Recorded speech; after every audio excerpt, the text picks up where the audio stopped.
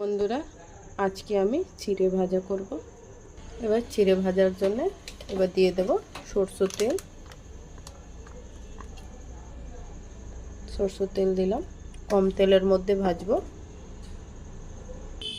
তেলটা গরম হয়ে গেছে, এবার দিয়ে দেব দুটো শুকনো লঙ্কা। এবার চারদিকে তেলটা একটু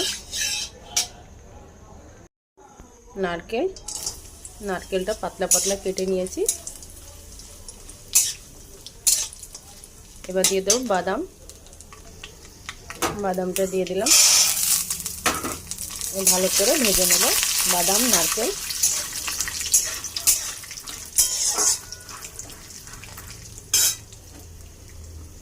এবার দিয়ে দেবো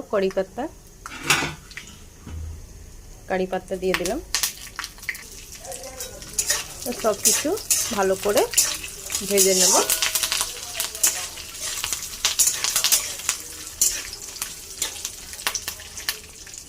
ভালো করে বাদাম নারকেল ভাজা হয়ে গেছে। এবার বাদামগুলো ভালো করে ভাজা হয়ে গেছে।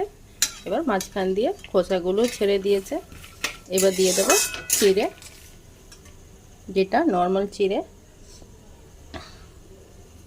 এবার দিয়ে দিলাম। এবার ভালো করে চিড়েকে ভেজে নেব।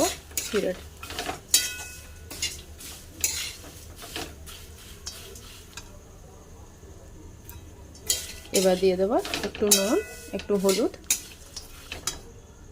এবার দিয়ে দেবো স্বাদ অনুসার নুন, হলুদ পরিমাণ মতন হলুদ।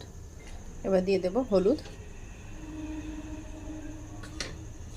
এবার ভালো করে মিক্স করে নেব।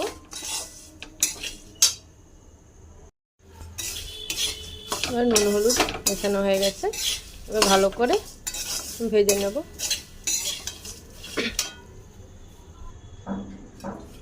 এবার ভাজা হয়ে গেছে, গ্যাস বন্ধ করে দেব।